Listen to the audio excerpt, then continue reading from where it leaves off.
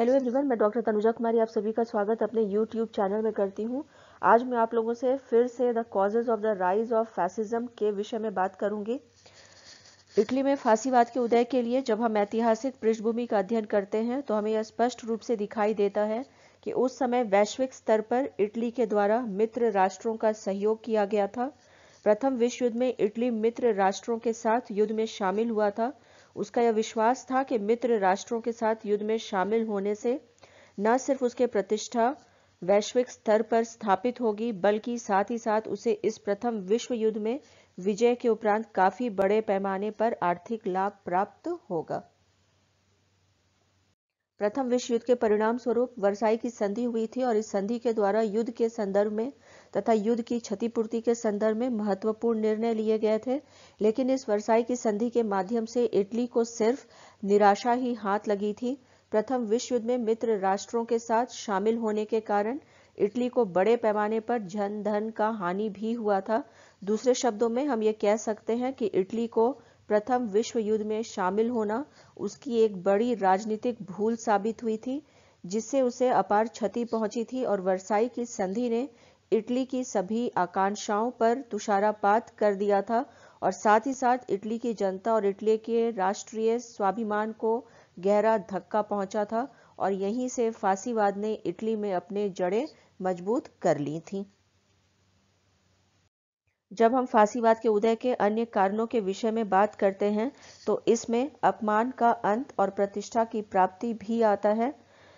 Italy के नागरिकों ने युद्ध उपरांत वर्साई की संधि और भागीदार मित्र राष्ट्रों के विश्वासघात के कारण हुए अपमान का अंत करने तथा खोई हुई प्रतिष्ठा को फिर से प्राप्त करने के लिए फांसीवादी नेताओं के शरण में जाना प्रारंभ कर दिया था।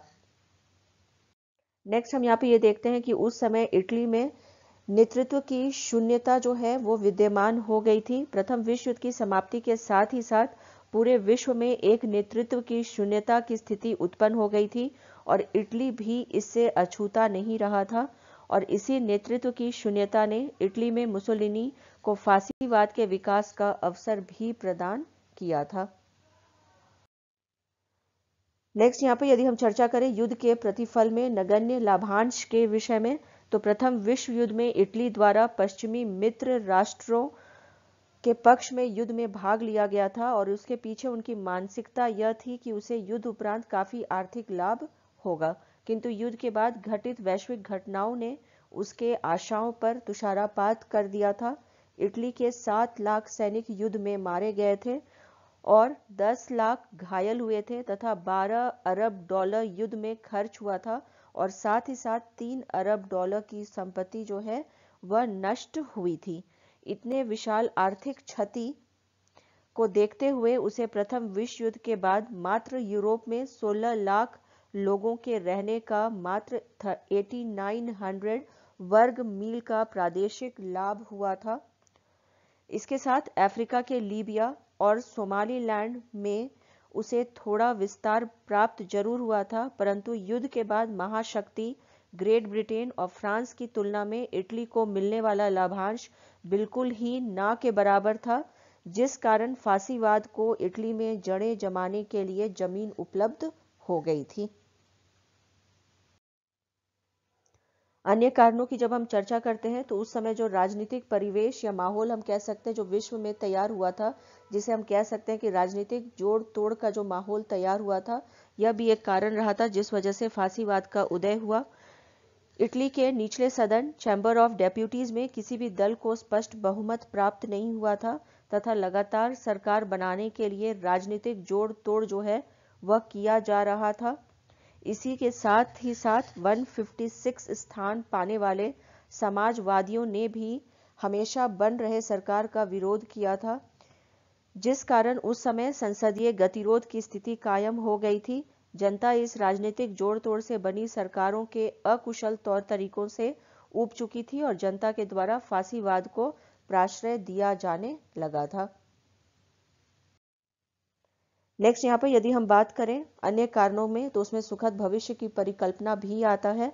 प्रथम विश्व युद्ध के बाद इटली की जनता पूरी तरह हताश और निराश हो चुकी थी और यह वही स्थिति थी जब कोई भी चतुर राजनीतिज्ञ उन्हें सुखद भविष्य के स्वप्न दिखाकर अपने राजनीतिक स्वार्थ सिद्धि में सफल हो सकता है। मुसोलिनी एक चतुर व्यक्ति था। उसने जनता के इस मनोभाव को समझ लिया और उसने अपने दल में सेना से निकाले हुए सिपाही, समाजवादी आंदोलनकारी, मजदूर, विद्यार्थी, नगर और गांव के मध्यम वर्ग के लोग, जमींदार और उद्योगपति, इन सभी को शामिल कर लिया था और साथ ही साथ अपने बुद्धिमत्ता से इन सभी को एक सूत्र में बांधे रखा।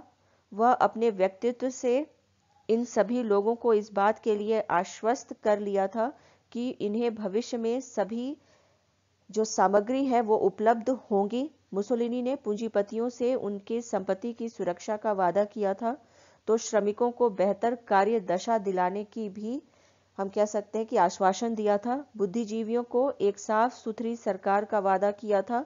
वहीं उग्र राष्ट्रवादी और पूर्व सैनिकों को एक सशक्त इटली का सपना दिखाया था और इस तरह सुखद भविष्य की परिकल्पना प्रस्तुत कर इटली में फांसीवाद की जड़ें जो है उसने जमा दी थी। नेक्स्ट यहाँ पे यदि हम प्रचार तंत्र के विषय में बात करें तो इटली में फांसीवाद के प्रचार एवं प्रसार के लिए प्रचार तंत्र का भी बहुत बड़ा योगदान रहा था। फासिस्टों के द्वारा जनता में अपने विचार और अवधारणा को प्रचारित एवं प्रसारित करने के लिए पैम्फलेट, पत्र, पुस्तकों और भाषणों का भरपूर प्रयोग किया गया था। मुसोलिनी एक बहुत अच्छा वक्ता था। उसे श्रोताओं को लुभाना आता था और उसने सुरक्षा, समृद्धि और अंतर्राष्ट्रीय सम्मान के संदर्भ में अपने भाषणों के द्वारा जनसाधारण को अपने साथ मिला लिया और इस तरह इटली में फांसीवाद की जड़ें मजबूत हो गई थीं।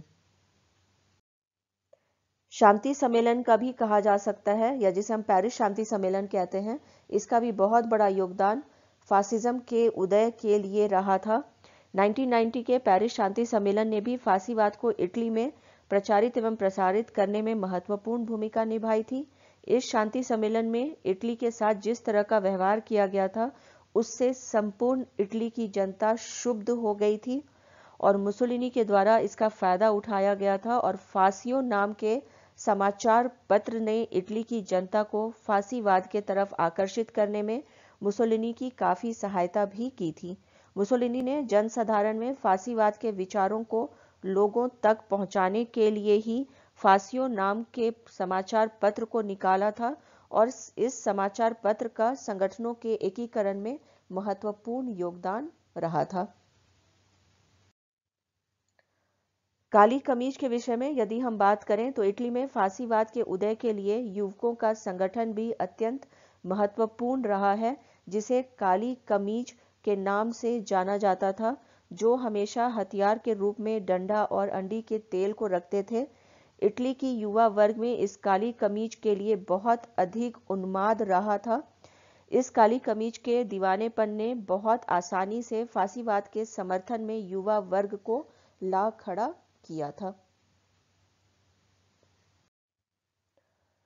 नेक्स्ट यहाँ पे जो उस समय प्रधानमंत्री रहे थे जियोवानी जियोलिटी, इनका भी योगदान हम कह सकते हैं कि फांसीवाद के उदय के लिए उत्तरदायी रहा था। सच तो यह है कि इटली में फांसीवाद को प्रारंभ करने का श्रेय अगर मुसोलिनी को जाता है तो इसकी जमीन तैयार करने में प्रधानमंत्री जियोवानी जियोलिटी भी महत्वपूर्ण स्थान रखते हैं, जिन्होंने साम्यवादियों से मुक्ति पाने के लिए फांसीवादियों का समर्थन किया था, जिस कारण 1921 में फांसीवादियों के 25 प्रतिनिधि चैम्बर ऑफ डेप्यूटीज में निर्वाचित होकर आए थे।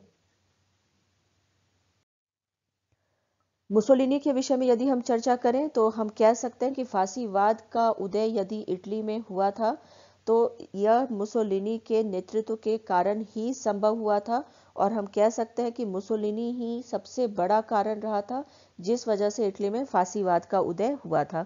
फांसीवाद आंदोलन का जनक या जन्मदाता मुसोलिनी ही था और वहीं फांसीवादी आंदोलन की सफलता के लिए उत्तरदायी भी रहा था। कोई भी आंदोलन या अवधारणा तभी सफल होती है जब उसके सफल संचालन के लिए एक कुशल संयोजक उपस्थित हो। फांसी दल को मुसोलिनी जैसे एक चतुर और प्रभावशाली नेता प्राप्त हो गया था, जिसमें जनजात नेता के गुण रहे थे। उसे जनता से अनुरोध करने की कला मालूम थी। आवश्यक मामलों में शीघ्रता से निर्णय लेकर त्वरित कार्यवाही करने में विश्वास व रखता था। उसका व्यक्तित्व आकर्षक और गतिशील था, साथ ही साथ उसमें संगठन की स्थापना करने, उसे अनुशासित रखने और उसे सफलतापूर्वक संचालित करने की भी भरपूर योग्यता रही थी।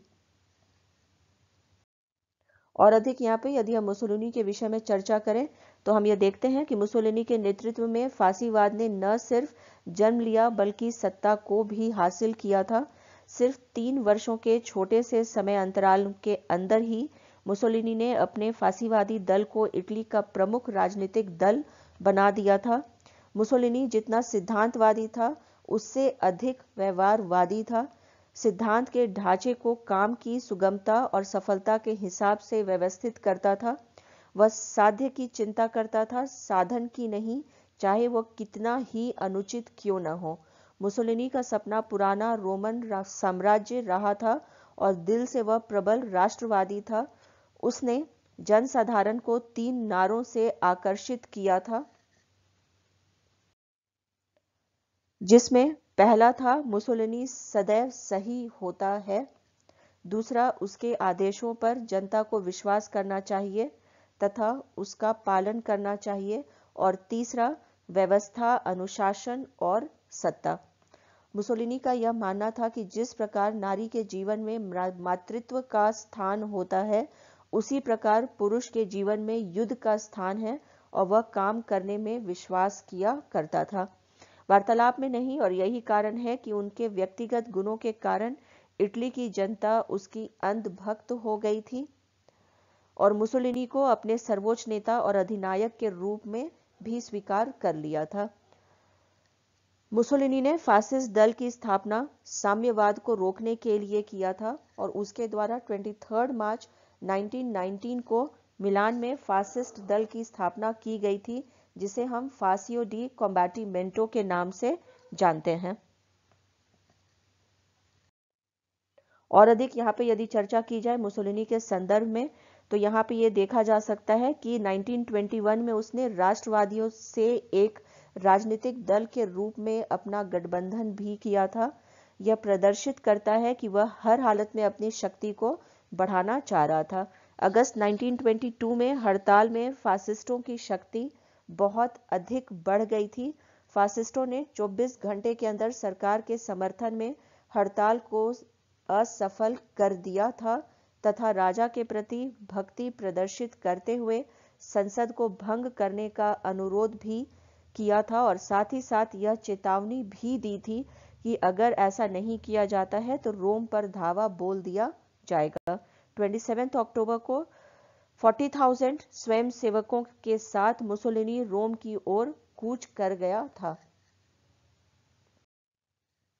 तथा उसने महत्वपूर्ण कार्यालयों, डाकखाना, रेलवे स्टेशनों जैसे महत्वपूर्ण प्रतिष्ठानों पर अधिकार कर लिया था।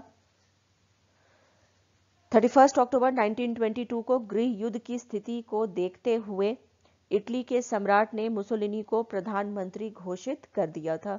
वैश्विक इतिहास में यह एक ऐसी सफलता थी जिसमें मुसोलिनी बिना रक्तपात के इटली का सर्वोसर्वा बन गया था तथा मुसोलिनी के द्वारा इटली में प्रजातांत्रिक प्रणाली का अंत कर दिया गया था और उसके स्थान पर तानाशाही शासन की स्थापना हुई थी, और इस प्रकार से फासीवाद का इटली में वर्चस्व स्थापित हो गया था।